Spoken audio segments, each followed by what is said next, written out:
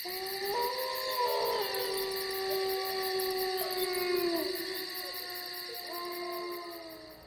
guys, it's Abbie here, how's it going? It's a rather drab autumnal day today, but I thought I'd spice things up a little bit by doing a review. This is the Nallo 2, it's a Hilleberg tent.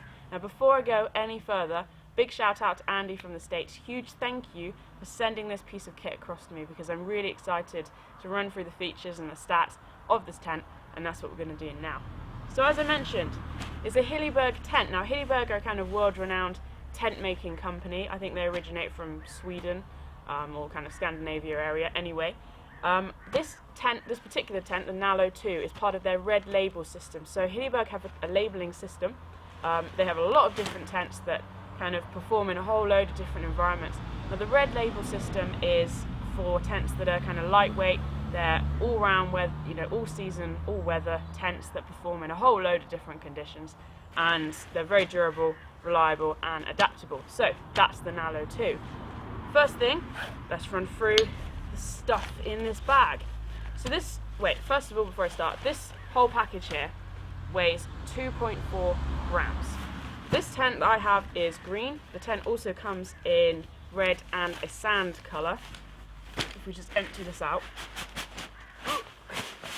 So the bag itself is pretty durable, it's made of durable fabric. You've got the logo on the end there.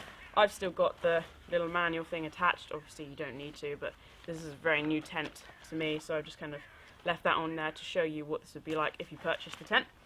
So the Nallo 2 is part of the Nallo range. So basically it starts off with Nallo 2, and then there's the next level up, which is the Nallo 2 GT, I think it is. So that's a slightly expanded version of the Nallo 2. Then you've got the Nallo 3 and the larger version, and the Nallo 4 and the larger version. In case you haven't caught on already, the number relates to the number of people that can stay in the tent. So the Nallo 2, this is a 2-person tent. Here we have a bag. In this bag we have 2 9mm DAC Featherlight aluminium alloy poles.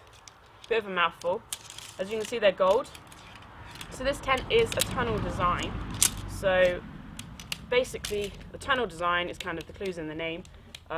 You've got a single point of entrance, and then the rest of the tent follows on behind that, so you go in through that single point of entrance. The idea behind the tunnel design is for maximum stability in harsh weather conditions. So the Nallo 2 kind of follows along with that. As you can see, there's 2 poles, one's smaller, one's slightly longer. So we'll see those in action when we get the tent up. One of them, there we go, this is the short one. One of them has a little red label on the end, I don't know if you can see that, and on this end here, and that just helps you when you're pegging the tent up or putting the poles in. You'll be able to put that one in the right sleeve. The poles with all Hilleberg tents can be doubled up, so say these are both the same length. Within the sleeves you can fit 2. If you know you're going into a pretty windy, like mountainous environment, you can put 2 poles in for kind of that extra strength and rigidity against the weather. So that is the poles there, 9mm DAC Featherlight poles, very lightweight, very durable, high quality poles. The plane going over, so bear with me.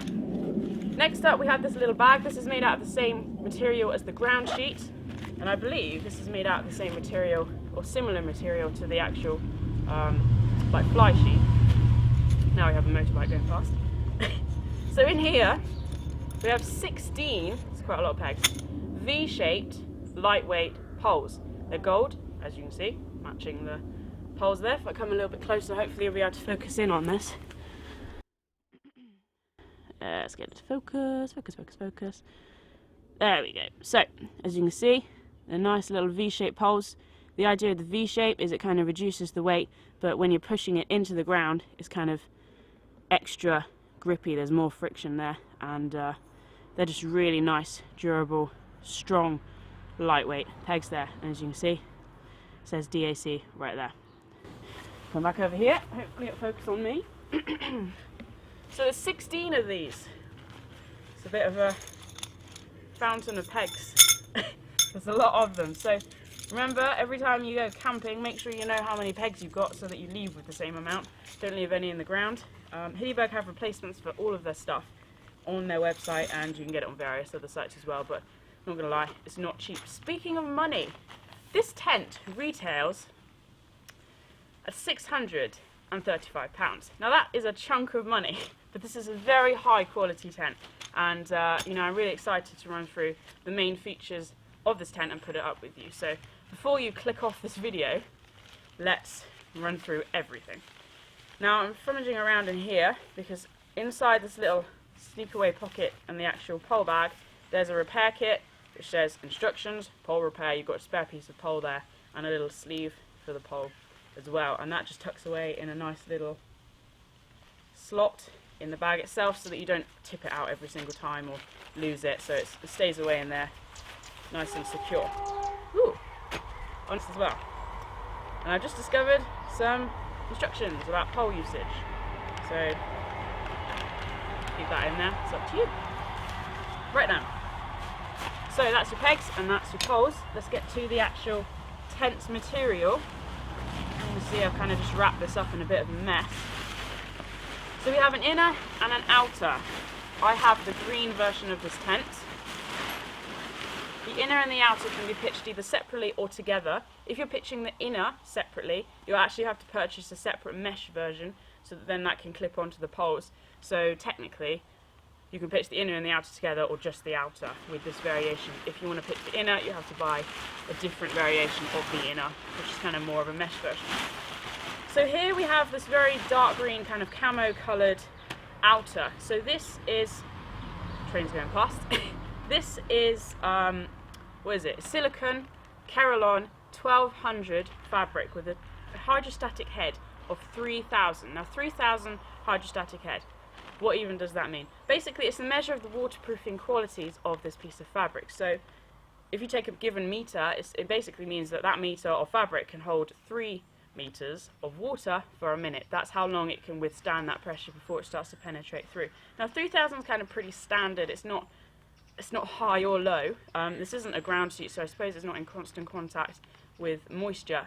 But yeah, 3000 is pretty decent. And as I said, it's got a silicone coating for added waterproof repellency.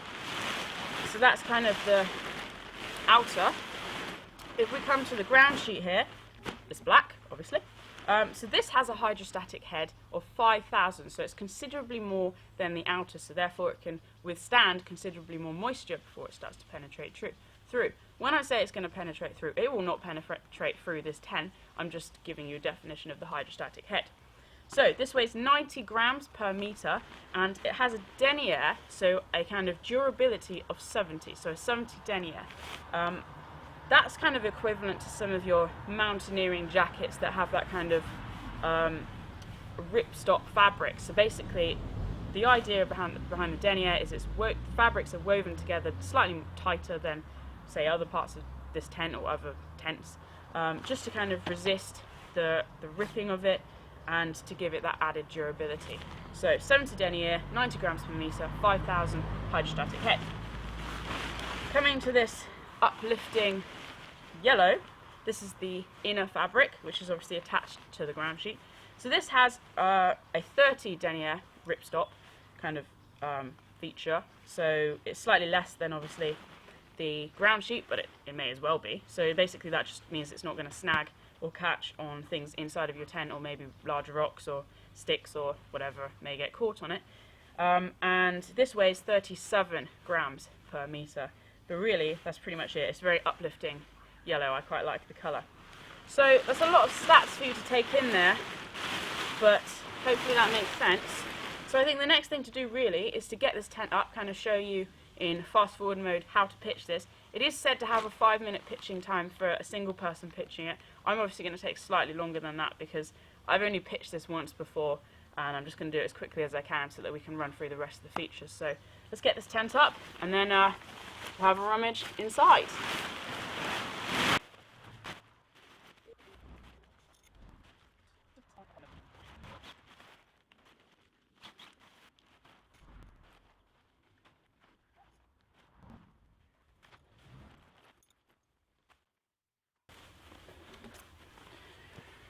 So you can see quite quickly I put 4 pegs in and I put the poles in, and you've got the basic kind of structure of the tent. So now I'm just going to finish pegging out the different guy lines, and then we'll run through kind of the features of the guy lines, have a look inside, put some kit inside to show you kind of the space, and then I'll leave you to conclude with whether or not this is the right tent for you.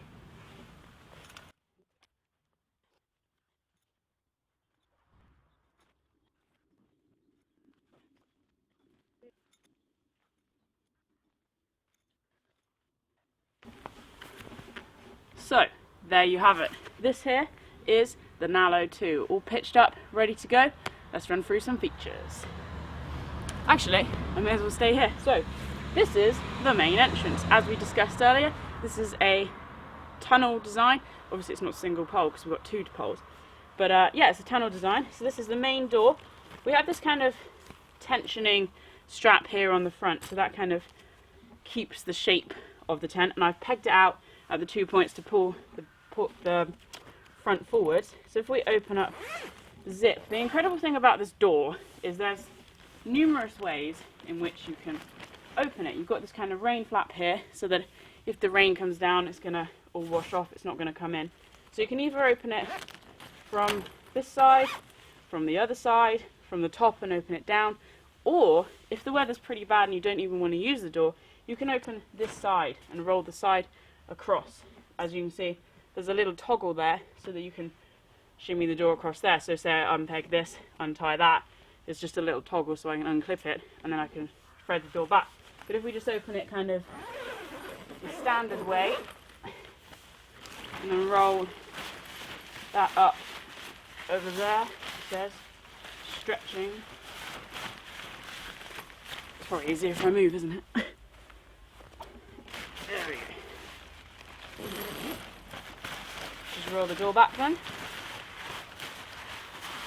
and that just clips in place with your kind of standard elastic toggle design. It just hooks around on that piece of plastic there. So that there is the door tied back. Now we have this huge yellow inner door, but we'll come back to that. Let me take the camera off the stand. Now hopefully you'll be able to excuse the rustling sounds on the microphone, but I just wanted to run through here. So the various pegging points of the tent use this little metal ring, so it's very hard wearing, you know, that's not going to split, it's not going to come undone, and you can adjust the length of which that piece of fabric is. If you want it closer, you know, I could just pull that and tighten it up. So pretty much everything on this tent is fully adjustable. Coming over to a guy line, as you can see, we have reflective points on various different points on the guy lines. There's one here on the rain flap on the front to help you locate your tent in the dark. So the locking off systems on the guy line are kind of your standard Hilleberg design. So basically, if you want to loosen that, you just unclip it from the little teeth and then it will slide up. And if I want to pull that tight to add tension, I literally just pull it down and it locks in place. Now I mentioned earlier the red, let me just make that a little bit lighter, there you go. I mentioned the red pole, so that goes in the red sleeve. Very clever, but nice and easy to use. And then there's again a pegging out point on every single part where the pole goes in. And if I just go around to the other side, first of all, before I go around to the other side, you can see here there's a little plastic cup. Every pole, or each pole, the 2 poles sit in this cup, so they're not going to slide out of place, and that kind of locks in place into the ground, which is very cool. And if we go around to the other side, you can see that the pole sits in this very secure, you know, robust piece of like leathery fabric there, so your pole's not going to slip out of place at any point, no matter what the weather is doing. And again, another pegging out point. Let's go down to the other pole. Very similar. You've got the hard wearing piece of fabric, more guy lines. Now it gets interesting when we come around to the back. This whole crazy looking shaped thing is actually a ventilation point. So if I unpeg that, you can see here, this is going to be a little bit challenging one-handed. Basically this zip can be undone. How's that? Bear with me. There we go. Should not do that really, but I just did. And then these flaps can roll back. Look at this, one-handed. Can you tell I've done this before? And then clips in place on that little toggle with a piece of elastic. The other side can do that, and then that acts as a really nice kind of ventilation port point at the back of the tent, which can obviously help increase airflow, reduce condensation, and give you a more comfortable night's sleep. And obviously the other side rolls back as well. No reflection points on this end of the tent, I have noticed. Back to the other side, another reflection point, more guy lines, more pegging out points, another cup for the pole to sit in there. And really, that's kind of your standard design of the tent. It's pretty sizable. So now I think all that's left to do is to head inside. So first of all, you'll notice there's a very high bathtub design. Let me just bring some light in here. There we go. So you're not going to get any moisture in there, even if there's surface water, which is pretty quality. The tent door itself, the inner door, is kind of a circular shape. Starts here. Again, one-handed, slightly challenging, but hey ho, live life on the edge. That's what we're designed to do. Shouldn't really pull it, but I just did. Come on then, mate. Thank you very much. And unzip that all the way around. There we go. And then that literally has like a tiny weeny piece there. That's all that kind of keeps it in place. So you can open up that and you can tie that back, which I'm not going to do. I'm just going to shove it there and be very tidy about it. Right, so you can see I haven't pegged this out incredibly well. The idea was that all of this fabric would be nice and tense. There's basically 100 centimeters, so a meter head height, which is, you know, pretty decent. And you can see from this kind of point of view, it's pretty spacious. As I say, it's not pulled out as tight as it should be. I might just work on that before I chuck some gear in here. The first thing you'll notice on the sides, you've got a sizable pocket, bigger than my hand, and there's one mirrored on the other side. If we come on in, you'll also notice this nice little triangular shaped window, so you have an option as to whether or not you want that open. As you can see, I currently have that rolled down, but you can roll that up. I would recommend keeping that open because tents like this, so tunnel designs, tend to be rather renowned for collecting condensation, so just maximise the ventilation by leaving that open in the night.